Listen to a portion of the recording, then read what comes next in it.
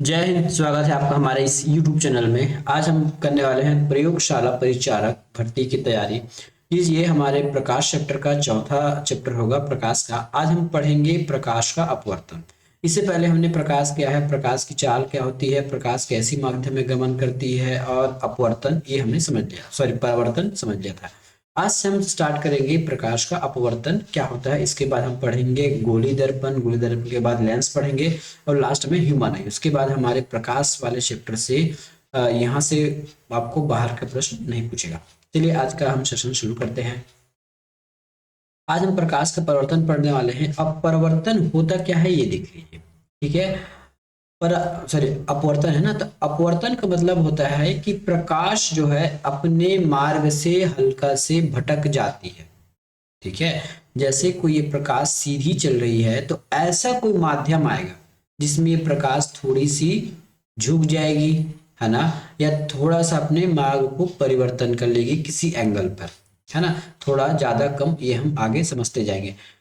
एक शब्द में समझिए, प्रकाश का अपवर्तन का मतलब यदि प्रकाश सीधी मार्ग में चल रही है और यदि कोई वो दूसरा माध्यम में चली जाती है ना, जैसे हवा से किसी कांच में पानी में चली गई हवा प्रकाश, तो उसका चाल हट जाएगा।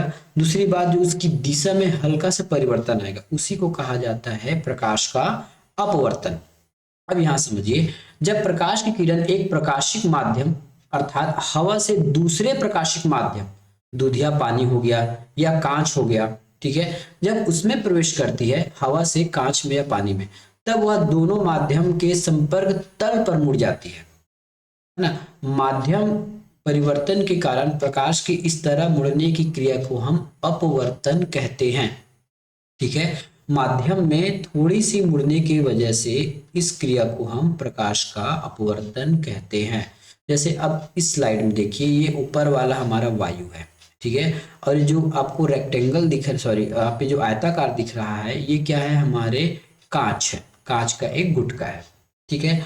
ऊपर वायु है, नीचे कांच है, बीच में कांच है, उसके बाद नीचे फिर से वायु है, ठीक है। तो हमारे पास माध्यम क्या हो गए प्रकाश के चलने का, पहला माध्यम वायु है, दूसरा कांच है और तीसरा फिर वायु है, ठीक है। और हमने ऊपर पढ़ा है, यदि प्रकाश एक माध्यम से दूसरे माध्यम पर चलना शुरू करती है तो जहां उसका पॉइंट होगा ना, जो उस माध्यम को अलग करेगा, वहां से कांच, वहां से जो प्रकाश है अपनी अपनी मूल दिशा से थोड़ी सी भटक जाती है, उसी को प्रकाश का अपवर्तन कहते हैं। अब ध्यान से सुनिएगा, है ना, ये हमारा प्रकाश का अपवर्तन है। ये हमारा प्रकाश की एक किरण है जो इस प्रकार वायु से आपतित होते हुए वायु से चलकर, ये कांच है ना, ये देख लीजिए बड़ा जो दिख रहा है ये हमारा कांच है, ठीक है। इस कांच में जैसे ही परिवर्तित, जैसी प्रवेश करती है, ठीक है, ये कांच में जैसे ही प्रवेश करती है थोड़ा सा उनका दिशा मुड़ जाता है, ठीक है। अब किधर मुड़ता है, तो हमको एक अभिलंब खींचना है। अभिलंब का मतलब समझते हैं, किसी भी सतह पर यदि 90 डिग्री का एक लाइन खींच दिया जाए तो उसको हम अभिलंब कहते हैं, याद रखिएगा। तो यहाँ एक अभिलंब क्या है, M1 और M2 एक लाइन है डैश डैश करके, वो अभिलंब है, ठीक है। जब प्रकाश जो है इस प्रकार गमन करते हुए, है ना, ये कांच का तल हो गया, ठीक है, जो वायु और कांच को सेपरेट कर रही है, अलग कर रही है। जैसे ही इस कांच पर प्रकाश एंट्री करेगी थोड़ा से अभिलंब की ओर झुक जाती है, ठीक है। यदि इसको निकलना रहता है तो कुछ इस प्रकार ये सीधा निकलती, कुछ इस प्रकार ये सीधा निकलती, लेकिन ये सीधा ना निकल के थोड़ी सी अभिलंब की ओर झुक जाती है, ठीक है। थोड़ी सी अभिलंब की ओर झुक जाती है। पहले ये वायु में आई कोण बना रहा था अभिलंब के साथ आपतित किरण, अब जो अपवर्तन के पश्चात जो किरण निकल रही है वो आर बना रही है। यहाँ ये जानना आवश्यक है, I must be greater than होगा आर से। कब, जब प्रकाश वायु से किसी कांच पर जाती है या विरल से सघन माध्यम पर आती है। अब ये बात आपको जानना जरूरी है कि वायु विरल है और कांच सघन क्यों है, ठीक है। वायु के जो मॉलिक्यूल्स होते हैं वो दूर दूर रहते हैं, जबकि कांच एक सॉलिड है, इसके जो मॉलिक्यूल्स है, इसके जो अणु परमाणु है वो पास पास होते हैं, इसलिए ये सघन है और वायु विरल है। वायु को हमेशा विरल मान के चलते हैं। कांच हो गया, पानी हो गया, हीरा हो गया और बहुत सी चीजें हैं, ये सब हमको कौन सा माध्यम मानेंगे, है ना, ये हमारे सघन माध्यम माने जाएंगे। ठीक है, कांच एक सघन माध्यम है। फिर से बता रहा हूं, यदि कोई प्रकाश इस प्रकार से वायु से चलकर कांच पर आपतित होती है, कांच पर चलने लगती है, तो कांच में जैसे एंट्री करेगी हल्का से अभिलंब की ओर झुक जाएगी। ठीक है, अब ये झुक कर देखिए, एक बार झुकेगी, है ना, यहाँ पे बस एक बार झुकेगी, उसके बाद उसी दिशा में चलते चलते वापस देखिए ये कांच खत्म हो रहा है। ठीक है, ये कांच खत्म हो रहा है, जैसे ही खत्म होगा तो हमारा एक वायु वाला फिर से मिल जाएगा, है ना, एक वायु वाला माध्यम फिर से मिल जाएगा। तब क्या होगा, जब ये कांच से विरल माध्यम में, सघन से विरल माध्यम में जाएगी, तब क्या होगा, ये अभिलंब से दूर हट जाएगी। ठीक है, ये अभिलंब से दूर हट जाएगी, तो यहाँ जो आर है वो छोटा होगा ई से। ठीक है, यहाँ का जो आर है वो छोटा होगा ई से। क्यों, जब भी कोई प्रकाश सघन माध्यम से विरल माध्यम में जाती है तो वो अभिलंब से दूर हो जाती है। दूसरा, ठीक है, ये आपने जान लिया, पहला ये है कि ये सघन से विरल माध्यम में जाती है तो ये हल्का मुड़ जाती है। दूसरा ये जानेगा, यदि कोई प्रकाश सघन माध्यम में चलती है तो उसकी चाल वायु के अपेक्षा कम होगी। क्यों कम होगी, सीधी सी बात है, यहाँ लोग जात में यहाँ के जो मॉलिक्यूल्स है पास पास है, इसलिए स्पीड कम हो जाती है। बस ऐसे मान के चलिए आप सीधे रास्ते पर चल रहे हैं, ठीक है, और रास्ता खुला है ना, कोई ज्यादा रुकावट नहीं है, तो आप छुट्टा सांड की तरह जा सकते हैं। और जैसे ही भीड़ भाड़ मिलेगा, है ना, जैसे ही भीड़ भाड़ मिलेगा या फिर गाय बैल की बहुत झुंड मिलेगा, उसके बाद आपकी स्पीड क्या होगा, आपका स्पीड घट जाएगा, है ना। यदि रोड क्लियर है तो आपका स्पीड ठीक रहेगा, लेकिन रोड में यदि रुकावटें आ गए, लोग आ गए और आपके साथ चलने वाले लोग आ गए, तो आपकी जो स्पीड है वास्तविक में पहले की अपेक्षा कम हो जाएगी। सेम वही फार्मूला यहाँ पे लगाना है।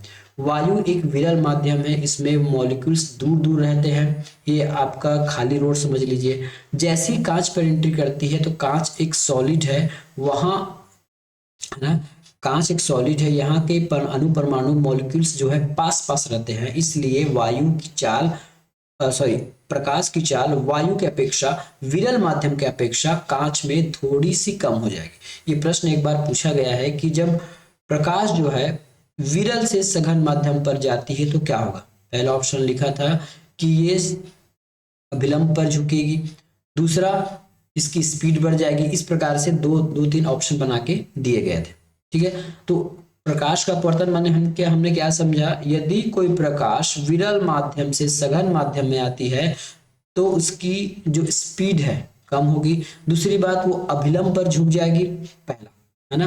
पहले हमने क्या कहा कि ये अभिलंब पर झुकेगी। देखिए यहाँ से एयर से ये कांच पर आ रही है तो इसकी अभिलंब की ओर ये इसकी जो किरणें हैं वो झुक गई और स्पीड कम हो गई। लेकिन जैसे ही कांच से बाहर जाएगा, ठीक है, जैसे ही ये कांच से बाहर जाएगा, इसकी स्पीड वापस, वायु की स्पीड वापस बढ़ जाएगी जो एयर में स्पीड रहती है। दूसरी बात, ये अभिलंब से दूर हट जाएगी। ठीक है, ये क्या होगा, अभिलंब से वापस दूर हट जाएगी। तो हमने यहां से दो चीज सीखे। पहला, अपवर्तन किसे कहते हैं, कोई प्रकाश यदि विरल से सघन माध्यम में जाती है या सघन से विरल माध्यम में जाती है ना, ये मतलब यदि उसका माध्यम चेंज हो रहा है और उसकी दिशा या तो अभिलंब पर झुक रही है या फिर अभिलंब पर से सट रही है या फिर हट रही है, अभिलंब से या तो सट रही है या फिर हट रही है, उस स्थिति में हम इसको प्रकाश का अपवर्तन कहते हैं। इसको मैं फिर से एक बार बता रहा हूं, ध्यान से देखिएगा। ठीक है, ये हमारे पास क्या है, एक ऊपर वायु है, ठीक है, एक प्रकाश आपतन हुआ, ये कांच है, ठीक है। जैसे ये ए बी प्रकाश आपतित होती है, आपतन होने के बाद ये अपवर्तन हो जाएगी, ठीक है। तो जैसे ये कांच में एंट्री करेगी तो थोड़ा से अभिलंब की ओर M1 M2 की ओर झुक जाएगी, ठीक है। दूसरी घटना क्या होगी, इसकी स्पीड कम हो जाएगी। कितना कम होगा ये हम फिलहाल नहीं बता सकते, क्योंकि इसका आगे एक फार्मूला होगा, ठीक है, आगे इसका फार्मूला होगा। बस ये जान लीजिए कि स्पीड कम हो जाएगी और वो अभिलंब पर झुक जाएगी। अब कांच से जैसे ये प्रकाश आगे निकलेगी, है ना, आगे निकलकर फिर से वायु में जाएगी। हमने यहाँ पे एक और अभिलंब बना दिया N1 N2, ठीक है। जैसे ये N1 N2 अभिलंब ये कांच जैसी बाहर जाएगी तो जो प्रकाश है वो अभिलंब से दूर हटेगी और स्पीड बढ़ जाएगी। ठीक है, इसी को हम प्रकाश का अपवर्तन कहते हैं। एक शब्द में कहा जाए, यदि प्रकाश की किरणें माध्यम चेंज करने से अपनी दिशा को या फिर चाल को बदल देती है, इसको हम प्रकाश का अपवर्तन कहते हैं। ठीक है, तीसरा बात ये जान लीजिए, यहाँ पे जो आपतित किरण है ए बी, ठीक है, ये आपतित किरण, देखिए इस ए बी को हम क्या कहेंगे, आपतित किरण कहेंगे। याद रखिएगा, ए बी को आपतित किरण कहेंगे। यहाँ पे कोई नाम दे देते हैं ओ और पी। ठीक है, ए बी कहाँ तक है, ए बी यहाँ तक है, और दूसरा किरण है ओ पी, और तीसरा है पी डी। इसको मान लेते हैं, पी डी मान लीजिए, सी डी मान लीजिए, जो भी है, ये सी डी मान लेता हूँ। तो ए बी हमारा क्या है, ए बी हमारा है आपतित किरण, आपतित किरण है। P D O, P O क्या है, यहाँ पी, यहाँ से लेके यहाँ तक का, यह हमारी अपवर्तन किरणें या फिर अपवर्तित किरणें। क्या चीज है, अपवर्तित किरणें, यह है हमारा अपवर्तित किरणें। ठीक है, और जो सी डी है वो हमारा निर्गत किरणें कहलाती हैं। निर्गत मतलब जो बाहर चला गया, अपवर्तित जो अंदर आया, अपवर्तन जो हल्का से चेंज हो गया स्पीड, और जो बाहर निकला वो निर्गत। याद रखिएगा, हमेशा क्वेश्चन में अगर पूछेगा तो याद रखिएगा, जो ए बी है सी डी के समानांतर होगी। जो आपतित किरण है और जो निर्गत किरण है वो हमेशा एक दूसरे के समानांतर होती है। इक्वल नहीं होगा, एक ही दिशा में नहीं चलेंगे, है ना, एकदम स्ट्रेट नहीं होगा, लेकिन वो एक दूसरे के समानांतर होगी। जैसे ही आप यदि इस लाइन को सीधा सीधा बढ़ाते मिलेंगे आपतित किरण को, तो ये इस प्रकार से समानांतर दिखाई आपको देगी। तो आपतित किरणें और निर्गत किरणें आपस में समानांतर होती है। चलिए अब इसके कुछ नियम देख लेते हैं। सबसे पहला नियम हमने पढ़ा था कि जब भी कोई प्रकाश, जब भी कोई किरणें, अपवर्तित किरणें जो है विरल से सघन में जाती है, याद रखिएगा ये वायु है ना, विरल से सघन में जाएगी, तब क्या होगा, अभिलंब पर झुक जाएगी, सट जाएगी, सट तो नहीं बोल सकते, झुक जाएगी। ठीक है, पहला याद रखिएगा, अभिलंब पर झुकेगी। दूसरा, अपवर्तित किरणें सघन से जैसी विरल, सघन मतलब जब कांच से, है ना, कांच या पानी से, हीरा या पानी, कांच या पानी, जो भी आप कहें, जो सघन होगी उसे। अब यहाँ दो चीज ऐसे भी हो सकती हैं, कैसे, हमने एक माध्यम ले लिया कांच और दूसरा माध्यम ले लिया पानी। ठीक है, अभी यहाँ वायु नहीं है, याद रखिएगा, ऊपर वाला हमने कांच ले लिया और नीचे वाला ले लिया पानी। अब क्या होगा, अब ये दोनों में कांच सघन है कि विरल सघन है, इसके लिए फॉर्मूला होता है, या फिर आप याद कर सकते हो। इसमें भी वही घटना होगी, है ना, यदि कांच पानी की अपेक्षा विरल है या पानी कांच की अपेक्षा विरल है, तो जो भी विरल होगा उसमें प्रकाश की किरणें अभिलंब से दूर हटेंगी, और जो सघन होगा उसमें प्रकाश की किरणें सट जाएंगी।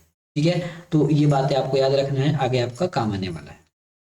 ठीक है, अब अपवर्तन के कुछ दैनिक जीवन में जो घटना है वो देख लीजिए। सबसे पहले चित्र नंबर आ पे ध्यान दीजिए, एक सिक्का है ना, नीचे किसी पतीले पर रखा हुआ है। यदि पतीला खाली है तो हमको सिक्का उसी स्थान पर दिखेगा, लेकिन जैसे ही हम इस पतीले पर पानी भरेंगे तो ये सिक्का हल्का से उठा हुआ दिखेगा पहले की अपेक्षा।